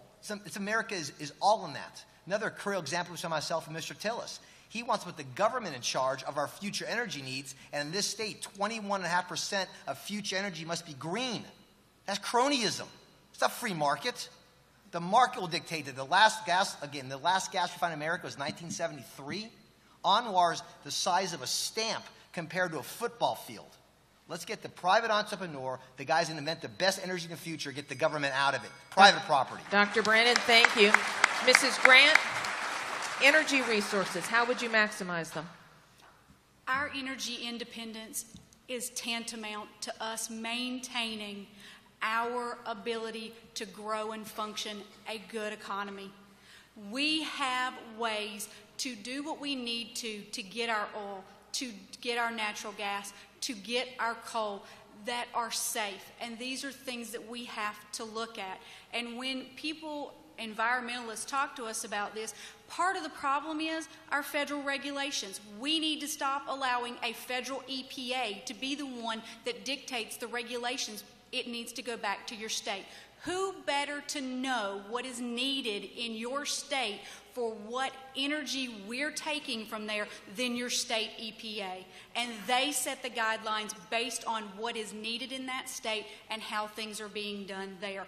That is how best we promote energy independence and we solve our environmental issues. We keep it close to home where it belongs. Mrs. Grant, thank you. Mr. Harris, maximizing energy resources, what would you do? Well, I do believe, and I believe it's been the heart of everyone up here on the panel, that we've got to be good stewards, without question. We are called to be good stewards of the resources that God has placed here in this great nation. But I also recognize the importance of allowing, as a United States Senator, my role would be to keep the federal government out of the state's ability to be able to develop the energy plans indeed that they have, whether that be drilling off of our coastline here in North Carolina, whether that be fracking. One of the things that we've seen happening out in North Dakota is we've seen incredible success of folks that are getting in the natural gas business there. I do believe that when we talked about regulations earlier and the stranglehold they have on small businesses, Heather mentioned the EPA. I think they're the greatest violator, perhaps, of any. I was at Buck Stove in Mitchell County just last week. This federal government would do away with wood burning. Mr. Harris, thank you very much. Mr. Krinn, your view on energy resources and how to maximize them. We have the natural resources in this state to equal what's going on in North Dakota. I believe it's time for us to start to develop it for the benefit of this state. I believe that we need to push forward with Keystone. I believe that Anwar needs to be tapped. I believe that we have the opportunity to be enthusiastic about the future of this country if we have reasonably priced petroleum products which deliver everything that we need to our stores. That decreases the cost to you, the consumer. Thank you, Mr. Krinn. I believe we have time for one more question before we get to our closing statements. This question will go first to Mr. Alexander. What distinguishes you most from your primary opponents? A couple things. Again, I have worked in the area of economic development for many years, all over North Carolina. I've served as a public official, as an elected official. We're at the local level, which is basically the closest you can get to people. I know exactly what it's like to have people come up to you in the grocery store or call you at night or write you an anonymous letter or anything else in terms of what they think and how they need to be helped. People often turn to the elected official because that's their last hope. They don't know where to go. The federal government and government in general is daunting to them. I set myself apart from the other candidates because I have had that experience and I know what it's like to be able to serve the public. That's what I offer in terms of working to create jobs and economic growth, and also in terms of being a public servant for constituent services as well, which is another absolutely important part of being a U.S. Senator. Thank you, Mr. Alexander. Mr. Bradshaw, what distinguishes you most from your opponents? Well, I do believe that I offer the most electable general election platform of all the candidates. Now, that's different from saying that I'm the most electable candidate because there's more to being a winning campaigner than your platform. And my ability as a campaigner is more untested than some of these other candidates. Now, actually, I've said in the past that Mr. Alexander here may actually be our most electable candidate because his ability he has proven himself as a campaigner, winning as mayor of Shelby. I've driven through Shelby and seen the improvement from when it was completely downtrodden in 2000, after the 2000 recession, how it's come back. But I do also believe that as an open source developer, I've worked in a collaborative environment. If two people are trying to commit code and are working at cross purposes, it doesn't work. So people who try to get their way all the time, who can't work with others, their commit access gets yanked. So I will try to be a collaborator. Thank you, Mr. Bradshaw. Dr. Brannon, what distinguishes you most from your opponents? My service as being a doctor, delivering 9,000 babies, honoring my Hippocratic oath for 26 years and never wavering on that. Character, confidence matters in that respect. The most important thing, I believe, is what job are we applying for? I believe we're in a constitutional crisis because we're not electing people that stand up for the Constitution. That's what makes Senator Cruz, Senator Lee, Senator Paul so polarizing, because they're being attacked by both sides, both parties. See, are we a constitutional republic or not? Are we the rule of law or not? I believe that's what the crisis is. The issue is irrelevant. And as a surgeon, when blood is flying, you must go back to your core principles. If you don't have any core principles that can stand on your philosophy, your worldview, you have nothing. When the chaos is going, it's the center of the eye you're at peace with. We got to understand that Constitution backwards and forwards, have men who would stand with that. And I believe I'm the candidate on this side. And that's a winning coalition that'll send Ms. Hagan home. Dr. Brannon, thank you. Mrs. Grant, what distinguishes you most from your opponents? The oath that our elected congressmen and women take is the same oath I took as an Army Nurse Corps officer. I have already pledged once to defend the Constitution from all enemies, foreign and domestic, with my life. When I took that uniform off, that oath did not go away. Which is why I told you earlier, for me, this election is about our future. It's about the foundation we must lay on those founding principles, on our Constitution, moving forward and having a leader who can lead us, yet grow us and mentor those to come behind. Because being a leader is not just about doing the job on your desk. It's about making sure that even when you're gone, that job will continue to grow, prosper, and even be made better. Mrs. Grant, thank you. Mr. Harris, what distinguishes you most from your opponents? I would say that what distinguishes me most is the leadership and experience that I bring to the table. Having served in the role that I have for the last 25 years, I know what it is to work with people of all different ages, all different backgrounds, all different educational standards, and to bring them together and to work and to develop before them the truth that we are standing stronger for a purpose that is greater than ourselves. I've had that proven leadership. I believe that's one reason that I found in the last two polls that have been done statewide, the News 14 poll that was done a couple of weeks ago and then the PPP poll that just came out this week. I'm the only candidate among the Republicans who defeats Kay Hagan head-to-head outside the margin of error. And I believe that's critical. It's critical in this moment. And people say, why? Because I believe growing up in North Carolina, I understand North Carolina politics, and they're those Reagan Democrats and Jesse Helms Democrats that really and truly believe the same values and principles Mr. Harris, that I stand. thank you very much. Mr. Krinn, what distinguishes you most from your opponents? I certainly have proven involvement with all ages across the spectrum of the voters in my medical practice. I've certainly shown an interest in trying to ensure that individuals meet their opportunities with the laws that are presently in place. And I can think of the whole concept of Medicare prescriptions that are so complex to most individuals.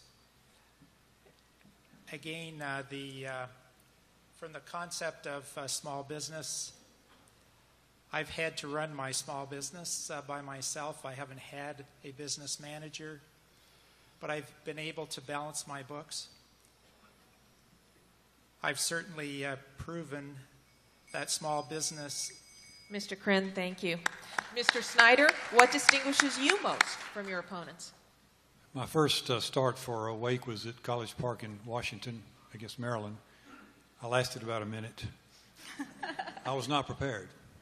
And I said to myself, I had dreams then. When I come back to this place, I'm going to be prepared.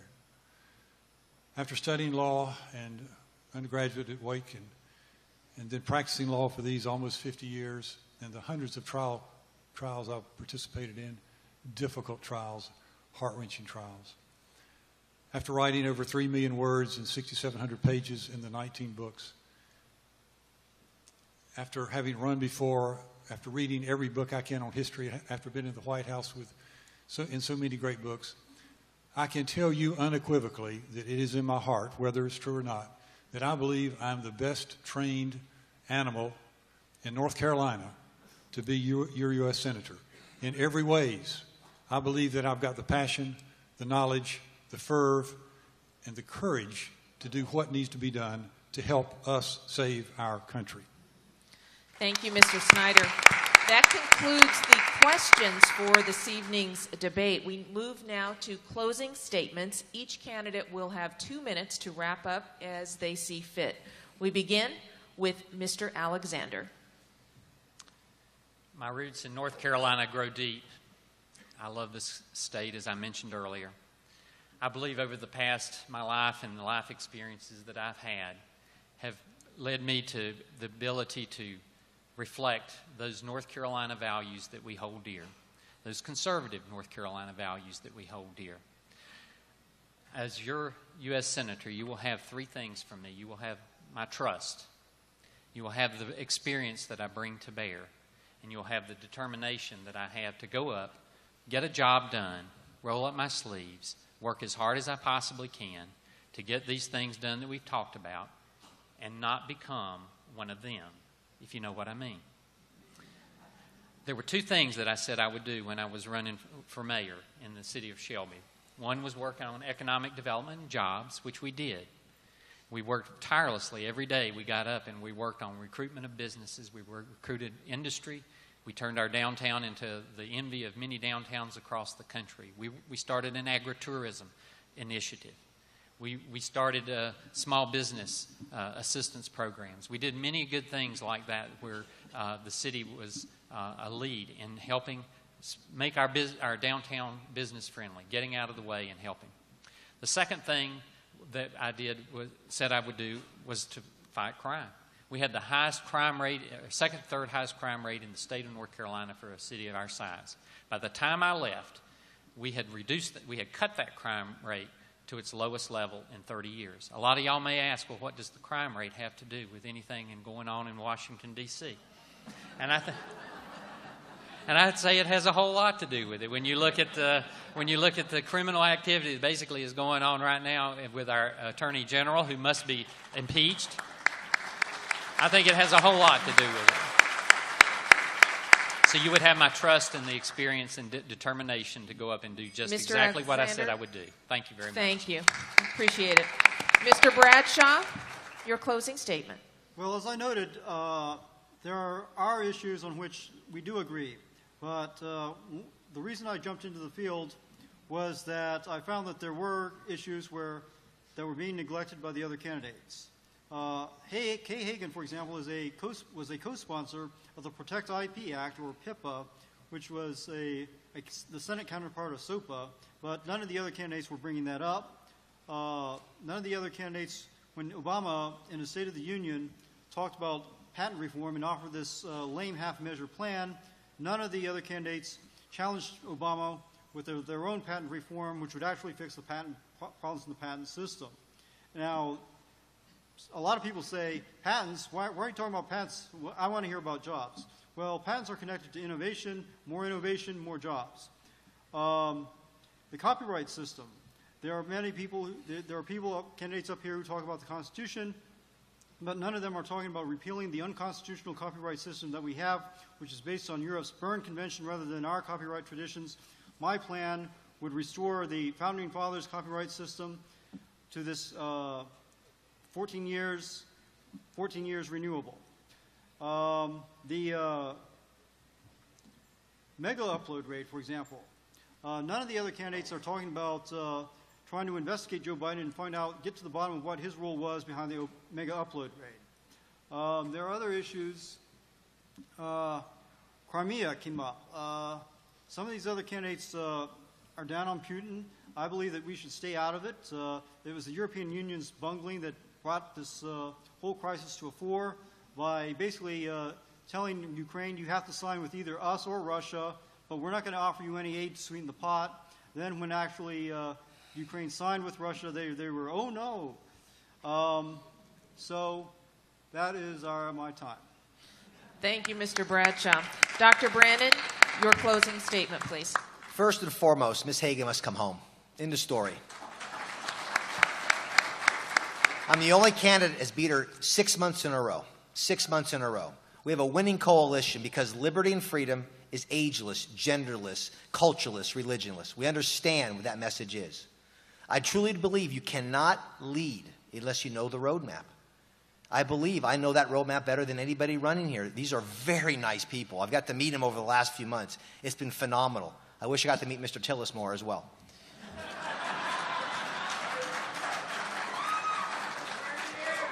What we must do, it's very hard. I mean, I know I talked to Heather and everybody here and Mark and talking about ourselves. It's difficult because you're talking about quality individuals here. Senator Paul and Senator Lee have endorsed me. I'm the only guy in the country that has happened. Senator Lee said the closest person he ever met that knows the Constitution to me is Ted Cruz. Glenn Beck said I was the most prepared candidate he's ever met. I just believe I'm prepared for this like I did for surgery. I studied 15 years before I was a surgeon by myself for the first time after high school. I prepared 5, 6 solid years of preparing for this because this is not you can't serve unless you know what you're serving. Again, we spent an hour and a half talking about issues. The constitutional crisis is not the issue. I will never compromise on 2 things. Life, thank you, life and the Constitution. That, again, you compromise on those core beliefs, I believe that's completely defeat. I don't want to decide what kind of policy is okay in unconstitutional functions. In constitutional functions, we'll have discussion on that. Let's leave the state alone, our state, to be the phenomenal idea of republicanism. Franklin said, a republic if you can keep it. In the ultimate day of deceit, telling the truth is a revolutionary act. I'm asking you to go to gregbrand.com and be revolutionaries. Dr. Brandon, thank you. Mrs. Grant, your closing statement, please. First, I just want to say thank you to everyone here who allowed us to come and speak to you tonight, because you are going to be well informed. You are checking out and vetting each one of us as candidates, and that's what we need to encourage everyone to do. Each one of us is a good person. We tour with each other practically. That's what want to say across the state. We have met each other's families. We speak to each other. If you saw us outside, you notice we say hi. We are good Republican candidates, but what you have to think to yourself is, who am I sending and why am I sending them? What kind of person do you want to go? Do you want a leader who knows how to lead and how to work and stay grounded in your state and who will lay a foundation and plan for our future? Or do you want someone who will just go and do the work? Because I can assure you, I know how to plan, how to lay a foundation, and how to leave it for the next person who comes behind me so that we can continue to prosper and move forward. Because make no mistake, ladies and gentlemen, if we don't take this seriously and start truly taking our country back and marching it forward in 2014, we will lose it.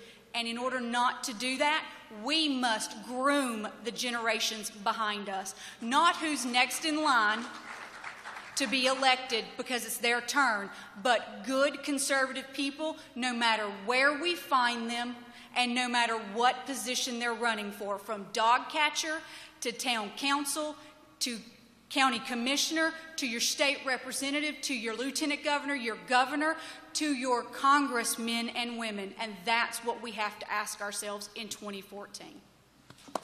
Thank you, Mrs. Grant. Mr. Harris, your closing statement, please. We've heard tonight, and I think accurately, that there's a constitutional crisis. But I believe all of us in this room tonight recognize that there is a leadership crisis in this nation. I got into this race not only because of what I heard and saw in the voices and the eyes of people, but also because I recognize that in this vacuum of leadership, we need individuals from all walks of life that are willing to step into that role and bring that leadership to bear in Washington, D.C. You see, there's three words that have been so clear in my mind ever since we made the decision to get into this race. They're words that I've wanted to mark me as a candidate, and if elected, to mark me as your United States Senator. One word is character. Character's what you are when nobody else is looking. We need leadership with character that doesn't bring the baggage to the table, that will not allow Kay Hagan to run away from her record by making our Republican candidate and questions their focus. I believe the second word is consistency.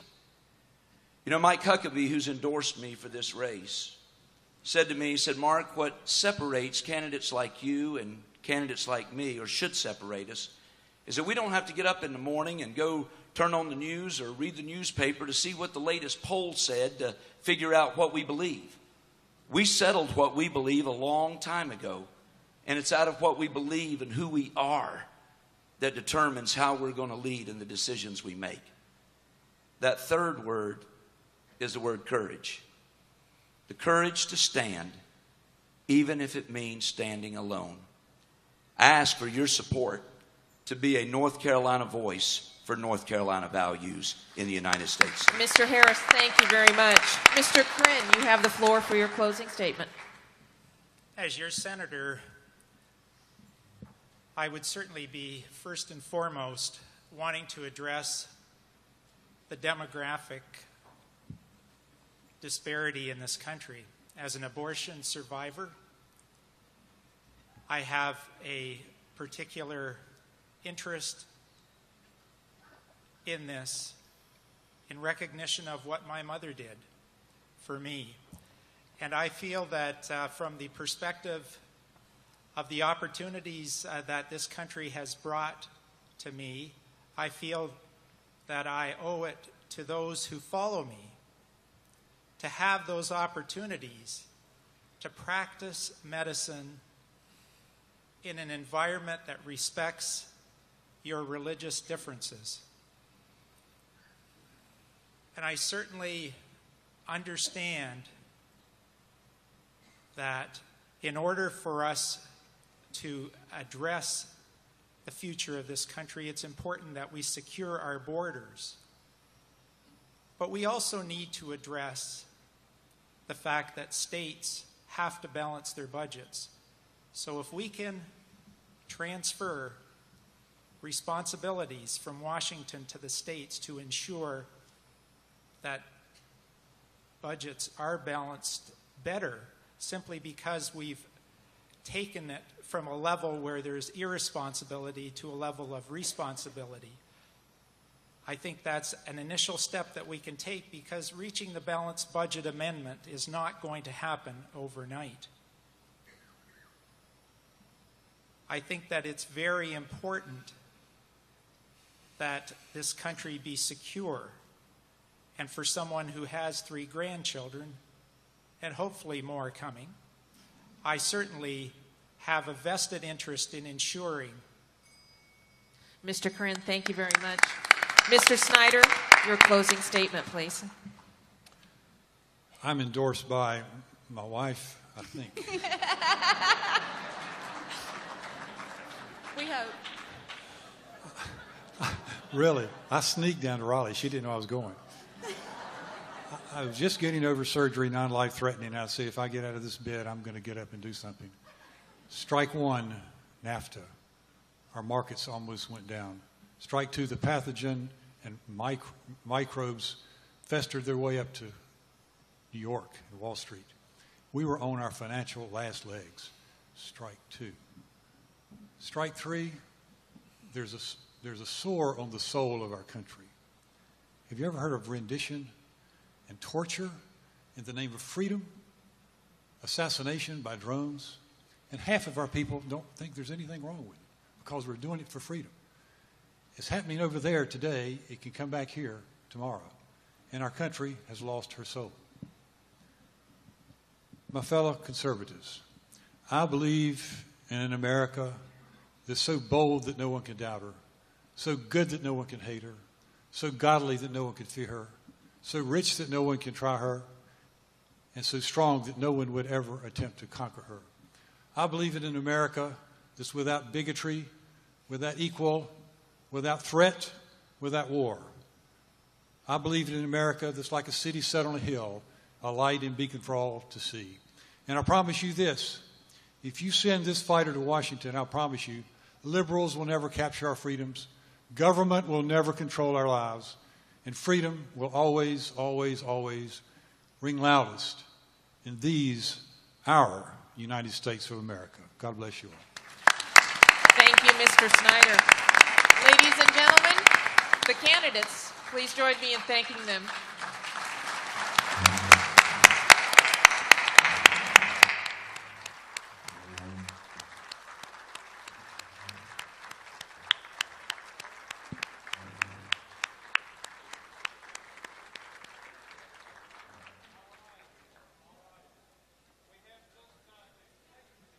Moment.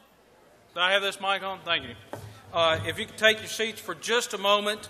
We're going to have our ushers come forward with your straw poll ballots. I have a couple of announcements, but I want to give you some specific instructions. Make sure that they get your straw poll ballot.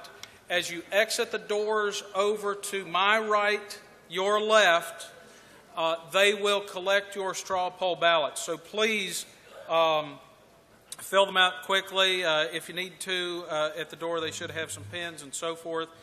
But let me challenge you as you fill out your straw poll, regardless of which person that you place a check beside their name, will you be prepared to, over the next 3.5 weeks, work for them, do something for them, tell your friends about them, and further, after May the 6th, when we have our eventual nominee, will you work the same for them?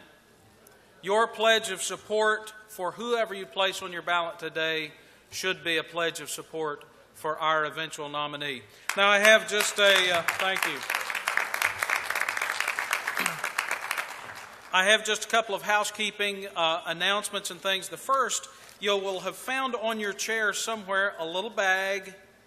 And this is to take all these nice campaign materials and put in them and take with you so that you can both be informed and review the material, and also so the church does not have to clean up after you. So if you could police around your area before you leave, that would be great. I'll draw your attention to just a couple of important dates. First, all of you should have received one of these. It's our next event. It's not going to be next week. July the 12th. I hope you'll all put this on your calendar. July the 12th, we're going to have our red, white, and barbecue. This has information about that. We'd love to have you come. Also, on April the 26th, you will have the district conventions for the 2nd, 4th, and 13th districts. If I could get them to rerun that slideshow after we wrap up here, that'll be in the announcements that run, so look for the details on that. Tomorrow, the North Carolina GOP is having a day of action, and they wanted me to make an announcement about this. If you will go to the NCGOP headquarters anytime between 9 a.m. and 5 p.m. tomorrow at 1506 Hillsborough Street in Raleigh, they have free T-shirts, hats, and breakfast for volunteers. So maybe that'll give you something to do tomorrow. But they're trying to get a campaign kicked off where we are going to work and do the hard work that is necessary to defeat Kay Hagan in the fall. Last thing, as you exit, I think they may have moved the table outside. It'll be on the right. We've got a table for the East Wake Republican Club. If you enjoyed this event, which, by the way, let me just take a moment. The good people of Hepzibah Baptist Church have been wonderful hosts. If you would give them a round of applause, please.